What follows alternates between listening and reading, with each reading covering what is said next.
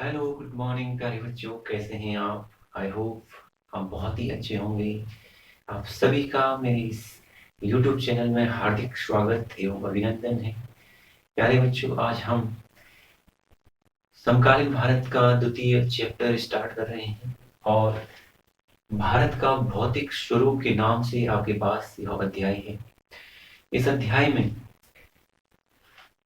सबसे पहले हम भारत की भौतिक संरचना की विभिन्न आयामों पर, कौन कौन सी भारत में भौतिक संरचनाएं पाई जाती हैं, इसके अलावा पृथ्वी की आंतरिक संरचना और पृथ्वी की आंतरिक संरचना में पाई जाने वाली विभिन्न भूगर्भीय प्लेटों की आपसी जो गतियां होती हैं उसके बारे में विस्तृत अध्ययन करेंगे। तो बहुत ध्यान से हम स्टार्ट करते हैं। भारत का भौतिक स्वरूप नामक ये अध्याय है। सबसे पहले हमें भौतिक और स्वरूप नामक दो शब्द दिख रहे हैं। इन शब्दों का अलग अलग अर्थ हमें पता होना चाहिए। भौतिक का मतलब भौतिक का मतलब प्राकृतिक या प्रकृति द्वारा निर्मित ऐसा खंड जिसे कि हम स्पर्श करते हैं, जिसे कि हम महसूस कर सकते हैं और प्रत्यक्ष रूप से स्पर्श कर सकते हैं।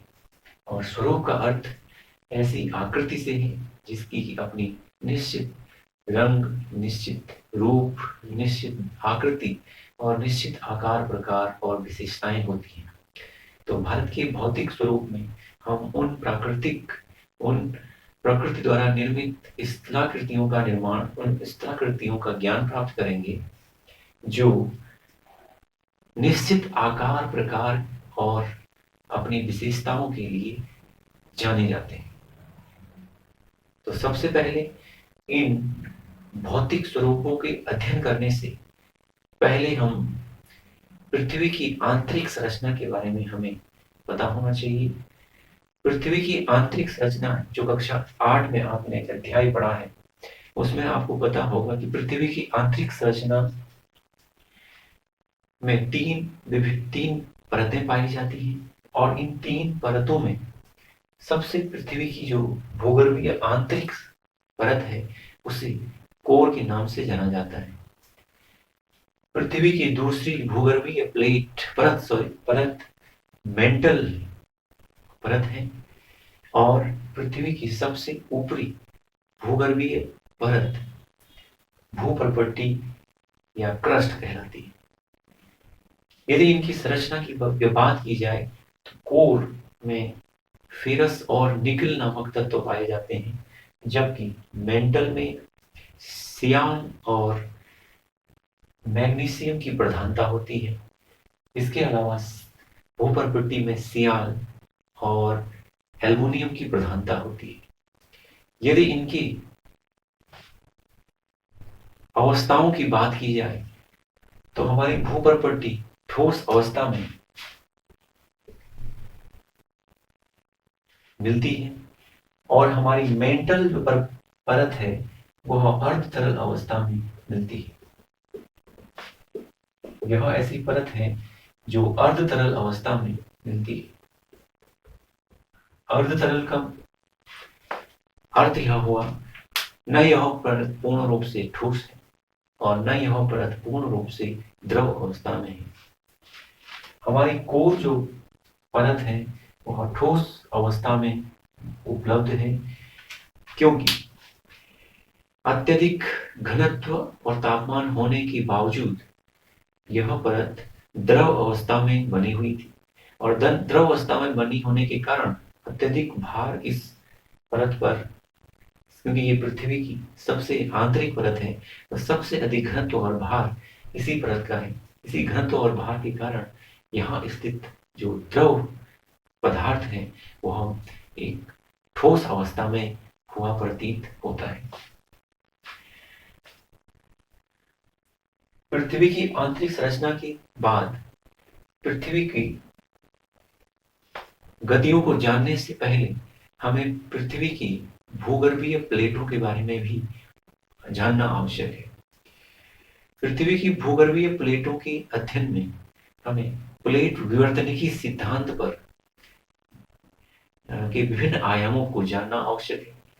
पृथ्वी की प्लेट विवर्तनिक सिद्धांत के अनुसार पृथ्वी की जो दूसरी परत मेंटल है, उस मेंटल में जो अर्ध तरल पदार्थ मौजूद है, उसमें पृथ्वी की विभिन्न भूगर्भीय प्लेटें आपस में तैर रही हैं। और यह भूगर्भीय प्लेटें पृथ्वी का वह खंड है, पृथ्वी का वह खंड है जो मेंटल नामक द्वितीय परत में लगातार तैर रहा है या गति कर रहा है। और इसी गति के कारण भूप्रपट्टी के जो विभिन्न खंड हैं, चाहे वह महासागरीय खंड है, चाहे वह महाद्वीपीय खंड है, वह लगातार इस मेंटल नामक परत में 3 प्रकार की गतियां करता आ रहा है। पहली गति हमारी अभिसारी गति कहलाती है, अभिसारी गति। दूसरी गति हमारी अपसारी गति कहलाती है। और तीसरी गति हमारी रूपांतरी गति कहलाती है। इस प्रकार पृथ्वी की आंतरिक मेंटल नामक परत में जो प्लेटें तैर रही हैं, वह 3 प्रकार से गतियां करती हैं। इसमें पहली हमारी जो गति है वह अभिसारी गति है। अभिसारी गति उस गति को कहते हैं जब 2 प्लेटें एक दूसरे की करीब आती हैं या एक दूसरे की विपरीत गति करती हैं। जैसे हमारी ये 2 प्लेटें यहाँ मौजूद हैं और पहली प्लेट ए की गति दूसरी प्लेट बी की गति की ओर है, तो हम कहेंगे कि यह प्लेटें अभिसारी गति कर रही हैं। दूसरी गति हमारी अपसारी गति कहलाती है। अपसारी गति ऐसी गति कहलाती है जब 2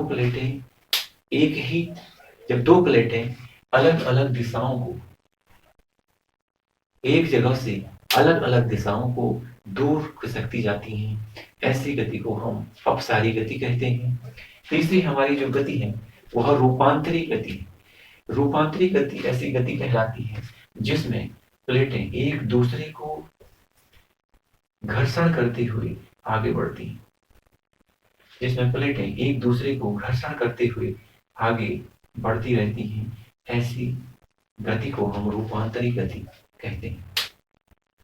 इन गतियों के कारण पृथ्वी की 3 जो मुख्य प्लेटों की जो गतियां हैं, उसके कारण पृथ्वी पर मुख्यतः पर्वत पठार जैसी संरचनाओं का विकास हुआ है।